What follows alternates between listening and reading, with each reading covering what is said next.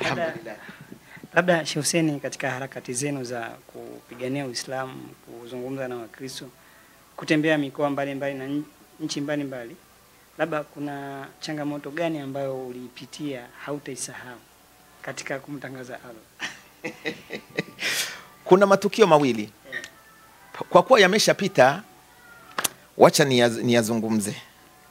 Yameshapita, labda sina hakika kama labda wanaweza kumaindi au namna gani, lakini matukio ambayo siwezi kuyasahau maishani mwangu, sitolisahau tukio hilo, ni tukio la mauaji ya Mwembe Chai. Kwanza ni tukio la mabucha ya nguruwe.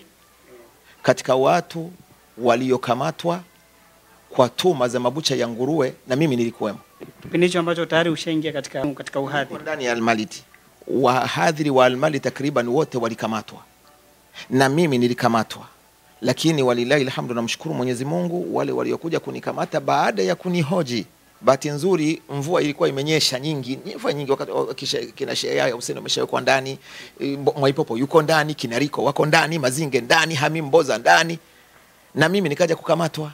Lakini bahati nzuri kipindi hicho wakati wananipeleka Central kule, kulikuwa na tope kali sana pale Keko. Watu magari hayaendi, foleni kubwa. Sasa yule bwana aliyekuja kunikamata pale na wale askari akawa ananihoji.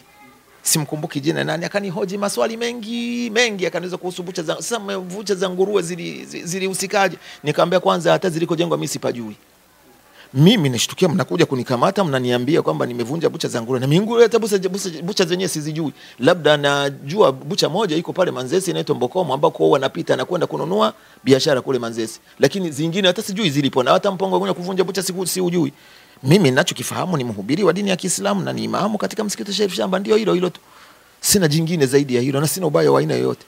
Akaniuliza hoji maswali mengi hao, nikasema nikawataja wasiohusika. Hawa jamani hawahusiki. Sisi wakati mabucha yanavunjwa tuko Temeke mwisho, tuko kwenye muhadhara. Mazinge, Riko, Karenga, Mwaipopo na watu hatujui mabucha yanakuwa yanafananaje. Sasa mimi nashangaa. Sasa sisi tumeagizwa kukupeleka. Sasa mkinipeleka nimeagizwa, mnatekeleza wajibu wenu. Mkinisamea mkanirudisha nyumbani, mtajua kabisa mnamrudisha mtu ambaye hana makosa. Mkinipeleka nitakwenda kule, nikikuta adhabu, nikifungwa nitakuwa naadhibiwa, lakini nafsi zenu zitakuwa zinawasuta kwa sababu mnajua kabisa mnanipeleka naadhibiwa na makosa sina. Na mkinirudisha nyumbani nitawashukuru sana kwa sababu ni ihsani, mtakuwa mnanitendea haki kwa sababu sihusiki na hilo. Wakakaa wakatafakari, baadaye wakanirudisha. Nakumbuka Sheikh Omar Bashir almarhum naye amefariki katika tukio hilo ambalo ulielezea, naye mmoja wapo alikuwepo. Labda yeye alikuwa kwenye umoja na au alikuwa katika Waislamu kama Waislamu. Sheikh Omar Bashir almarhum. Sheikh Omar Bashir katika swala la bucha za nguruwe hakuhusika. Yeye amehusika labda katika swala la Mwembe Chai. Na akawa Kwani kuna la Mwembe Chai na nguruwe au? Mabucha ya nguruwe ni mwaka 1993.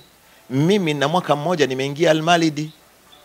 1998 ndio limetokea bucha la nguruwe mauaji ya Mwembe Chai. Sasa unaniambia ni matukio gani katika harakati ambayo siwezi kuyasahau?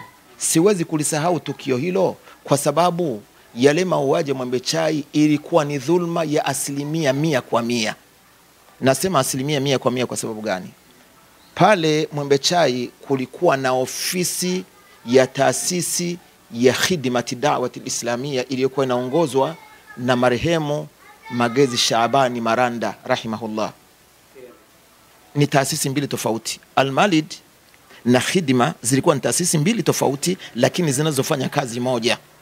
Sisi ofisi yetu iko mtaa wa Mchikichi, Kariakoo. Khidma ofisi yao ilikuwa Mwembe Chai. Siku hiyo ilikuwa ni siku ya Eid al-Fitri mwaka 98. Kulifanyika baraza la Eid pale Mwembe Chai. MC wa baraza lile ni mimi mwenyewe ninaongea na wewe. Unaona? Ndiye nilikuwa nikilisimamia baraza lile. Walioongea katika alikuwa ni Shabani Kakinga, ni mwanachama, alikuwa katibu wa NRA wakati ule. Alikuwa Sheikh Juma Mbukuzi, yupo Mburahati pale, alikuwa amiri wa shura ya maimamu. Alikuwa Sheikh Waziri Ramadhani. aliwahi kuwa RPC wa polisi akaacha kazi ile kwa sababu ya jazba za dini, yuko Handeni. Walikuwepo wengine, Khalifa Hamisi naye sijui kama hapana, Khalifa Hamisi hakuwepo. Wote walikuwa wanazungumzia vitu vingine, wanazungumzia mahakama ya kadhi, wanazungumzia Uislamu wasudi kwenye maasi baada ya nini, kama inavyozungumzwa baraza la Idi. Pale kipindi kile akapita paroko Camilius Ruambano wa parokia ya Mburahati, akawa anapita eneo lile, akakuta umati mkubwa wa Waislamu umejaa pale Mwembe Chai. Basi yeye fikra zake, kwa kuwa ofisi ya hidima ilikuwa pale ya Magezi, yeye akajua lile, hakutaka kuchunguza ni baraza la Idi ni kitu gani kinafanyika. Yeye akajua ule ni muhadhara, akalalamika serikalini kwamba amepita Mwembe Chai akakuta Waislamu wanamtukana Yesu matusi ya nguoni, wala hata neno Yesu haliwahi wallahi, na Mungu ni shahidi na nisimamishe siku ya kiyama nitoe ushuhuda huu, hakuna hata mtu mmoja pale katika baraza lile aliyetamka angalau neno Yesu. Kwa hiyo pale Mwembe Chai hakuwa maandamano, ni baraza la Idi tu. Hapakuwa na maandamano wala hapakuwa na chochote, ilikuwa ni baraza la Idi. Padri baraza limeshamalizika, padri akalalamika serikalini, kapita Mwembe Chai kasikia Waislamu wanamtukana Yesu matusi mazito. Serikali nayo haikutaka kujua, kama vile kwamba haina masecurity, haina usalama wa taifa, haina nini. Serikali nayo ikaendekeza akili za padri za paroko kupitia Yusufu Makamba, mkuu wa mkoa wakati ule, akamuomba radhi na kusema hilo jambo litashughulikiwa.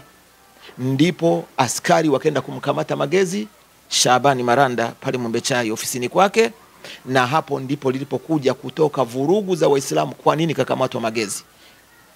Vurugu zikatoka Mwembe Chai, watu wakapoteza maisha. Ilikuwa namna hiyo. Sasa tukio lile nasema, na wallahi nazungumza hivi, kuna gazeti moja bahati mbaya lilinipotea, aliwahi kuulizwa Ali Yameiri Muhammad ambaye wakati ule alikuwa ni waziri wa mambo ya ndani, akasema katika matukio ambayo sitoyasahau mpaka naingia kaburini ni tukio la Mwembe Chai. Anajutia kuchukua action iliyopelekea madhara na mauaji kwa taarifa ambazo hazikuwa za ukweli, zilikuwa ni za uongo tu. Watoto kama Chuki ya Thumani anasema sura ya yule mtoto ambaye ametiwa ulemavu wa maisha inanijia kila wakati, na kweli, na hawezi kumrudishia afya yake tena. Na ndio maana tunahimiza sana mara nyingi, taarifa yoyote, watawala wa nchi na viongozi wa nchi wanapopokea taarifa yoyote inayowaendea, waiangalie vizuri. Inaweza kuwa ni taarifa ya umbea, inaweza ikiwa ni taarifa ya kweli, inaweza kuwa ni taarifa zilizobeba chuki, yeye naye akazibeba hivyo hivyo bila uchunguzi, matokeo yake kaleta madhara kama yale. Kusema ukweli, na mimi niseme kwamba katika kazi zangu za dawa, katika kazi nzito, tukio baya ambalo limenitokea katika maisha yangu mimi ambalo siwezi kulisahau ni tukio la mauaji ya Mwembe Chai. Na vile vile katika tukio la mauaji ya Mwembe Chai, mimi nilikuwa muhanga wa tukio hilo. Sidhani kama kuna muhadhiri ambaye alibakia asikamatwe katika wahadhiri waliokuwa hapa. Vinginevyo labda wengine walitawanyika wakenda nje ya nchi, kama kina marehemu Imani Petro, kina nani walikuwa wametoka na Sheikh Sharifu wamekwenda huko Uganda wapi na maeneo mengine, kina Mazinge. Lakini waliobakia wote kina Yusuf Omari, mpaka wadhamini kama almarhum mzee Yusuf Amani Khamisi Moshi, walikamatwa wote, waliweka ndani. Na mimi namshukuru Allah subhanahu wa ta'ala, si ujanja wangu, si chochote, isipokuwa naweza kusema sijui nisemeje, maana maswali yanakuja mengi, lakini na hii nchi tuiangalie vizuri. Mtu asije akafikiri kwamba akiwa katika nafasi fulani akafanya jambo fulani au akatenda jambo la dhulma fulani, anafikiria kwamba labda wale watu kwa kuwa ni wenzake, labda wako ndani ya chama chake au wako ndani ya dini yake au ndani ya kabila lake, basi watamsapoti juu ya hilo. Hapana. Naweza kukwambia kwamba aliyenisalimisha mimi katika tukio la matukio Mwembe Chai nisikamatwe alikuwa ni askari polisi, tena Mkristo lakini muhaya, mtu wa Bukoba, mtu wa Kagera, kwa sababu wote watu wa nyumba sehemu moja. Ananifahamu, tabia zangu anazijua, tunawasiliana mara nyingi tu. Sasa yeye ndiye aliyepewa jukumu la kuja kunikamata. Nitakapokuwa Tungi pale siku ya Idi al-Adha, ilikuwa Tungi, basi nikitoka pale pale mimi nikamatwe pale pale, kwa sababu walikuwa wanajua ratiba zangu. Mimi wakati huo ni khatibu na kiongozi msikiti wa Tungi. Sasa bahati mbaya mimi nikawa napita Chang'ombe, polisi yuko pale pale kavaa kiraia, akapiga hatua akanikamata mkono. Wewe unatafuta nini sasa hivi mitaani huko? Kasa niko katika shughuli zangu. Sasa wewe unajua kwa unatafutwa. Sasa mimi nakwambia, yani wewe unapita tu nilikuwa na pikipiki Vespa wakati ule. Akapiga hatua akaikamata usukani ile pikipiki. Wewe unapita na pikipiki chako, unafikiri hatukuoni. Tunakujua vizuri. Sasa mimi nakwambia, mimi nimepewa jukumu la kuja kukukamata wewe. Ratiba zako unazijua. Idi itakuwa Jumapili na Ijumaa, na ndizo siku ambazo unakuja msikiti wa Tungi huu. Nitakukamata, na nikikukamata usinilaumu, kwa sababu wewe akili huna. Unajua unatafutwa, alafu unapita mitaani na kipikipiki. Nitakukamata.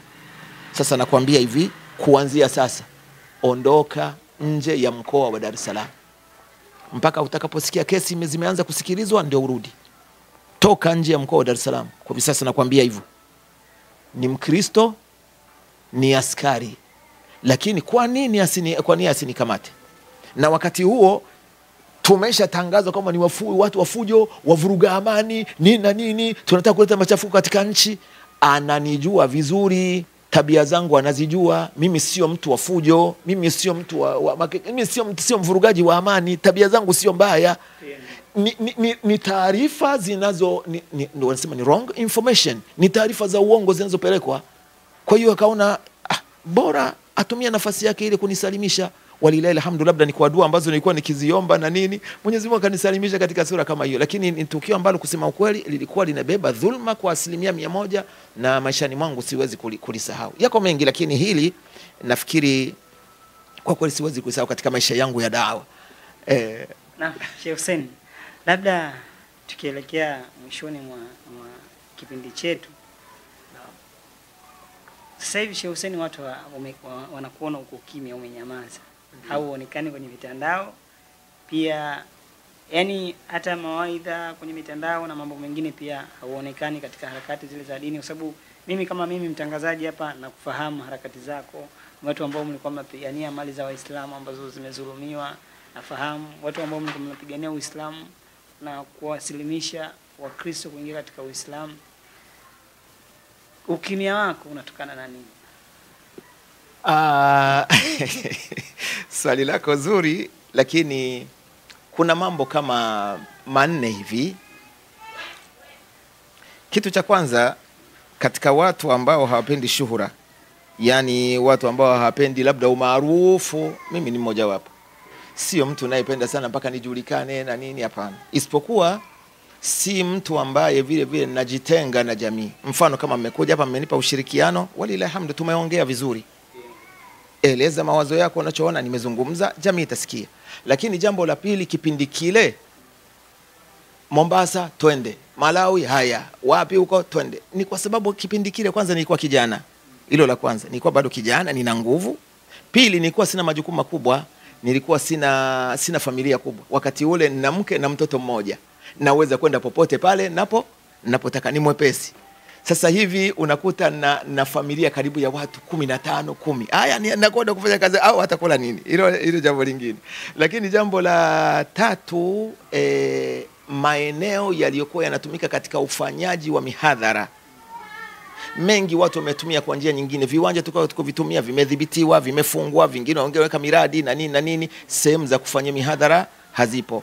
Tatu, wale washabiki wetu wa kipindi kile ambao wengi walikuwa wamekaa katika jiji la Dar es Salaam, au jiji ambalo ni wakati ule bado naweza kusema ni dogo, alijatanuka sana. Sasa hivi wengine wamefariki, wengine wametawanyika, wanaishi huko sijui Kazi Mzumbu, wengine wanaishi Chanika, Gomboza, sijui wanaishi wapi, wametawanyika.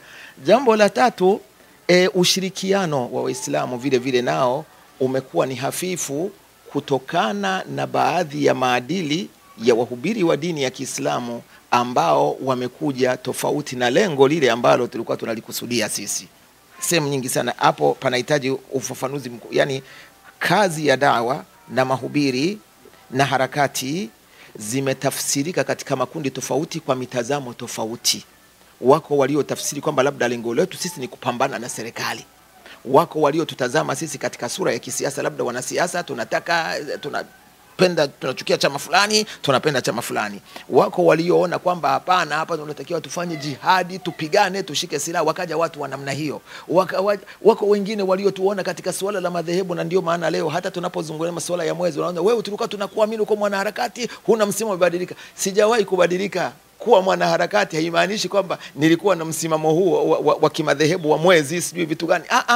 Mwanaharakati yeyote ni mwanaharakati, anasema wapi penye haki na wapi pasipokuwa na haki, wapi tunatakiwa kufanya, tupate haki wote, nchi yetu wote, tusome wote, tuajiriwe wote, tupewe haki wote, Watanzania wote, ndio tunalotaka. Sio wengine wapendelewe, wengine wafanye nini, wengine wabakie daraja la pili, hakuna, wengine wachotewe mapesa, wengine tunabakia kutazama. Hapana, hili ndio tulikuwa tukiliangalia sisi.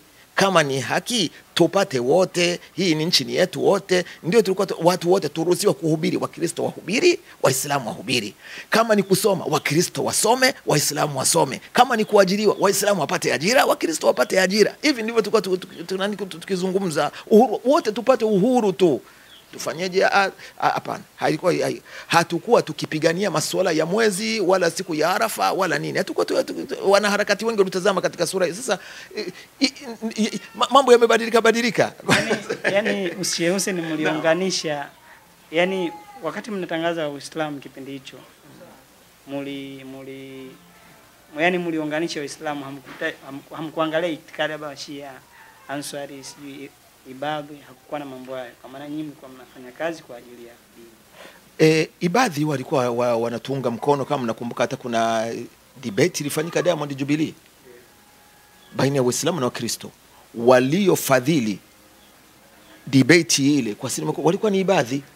Lakini kuna kipindi kulifanyika muhadhara mkubwa Miburani, pale ambako kuna shule ya Miburani ya msingi pale. Uwanja ulikuwa na uwanja mkubwa pale kwenye kona pale Davis Con nani pale wanta majaribio pale Sudani pale. Kulikuwa na uwanja uko wazi. Tulifanya muhadhara pale.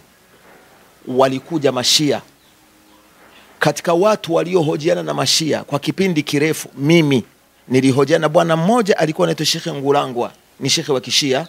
Alipokuwa nikaitwa Ustadhi Dhul Kifli, ni Sheikh wa Kishia kutoka Kongo. Nilihojiana naye ni mimi. Baadaye akenda kuitwa Sheikh Bakir Fumbwe, kijana amesoma Madina na ni Shia. Niliyehojiana naye ni mimi. Lakini baada ya rekodi zile, baada ya kurekodiwa mikanda ile, Al-Malidi, bodi ya Al-Malidi ilikaa na kuonyesha kwamba hapana, hili jambo kama tutalipeleka tukatalitoa hadharani, hizi skanda zikasambazwa hizi, tutakuwa tunaleta mgawanyiko ndani ya nini, ndani ya Uislamu. Kwa hiyo kanda hizi tubakie nazo kama kumbukumbu, lakini kanda hizi zisiuzwe wala zisambazwe.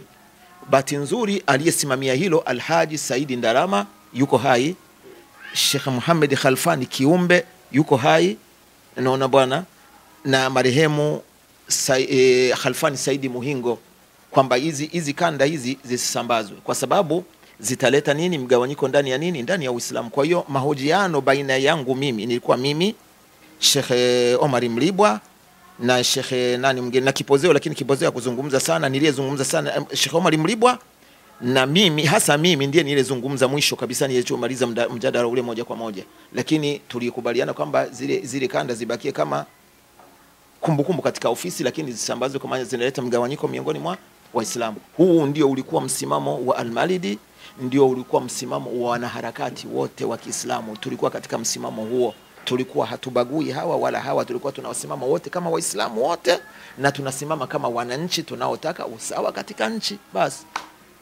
Naam, wapenzi watazamaji na wafuatiliaji wetu wa Ustadh Shafii Online TV, kama mlivyomsikia Sheikh Hussein, Sheikh ambaye ana historia kubwa katika Uislamu, pia ni mwanaharakati wa dini ya Kiislamu. Nafikiri kuna wengine wanamfahamu na wengine pia hawamfahamu, lakini Sheikh Hussein ana historia kubwa. Ukizungumza wahadhiri wakubwa katika nchi yetu ambao wamefanya kazi kubwa, huwezi ukamsahau Sheikh Hussein Ismail.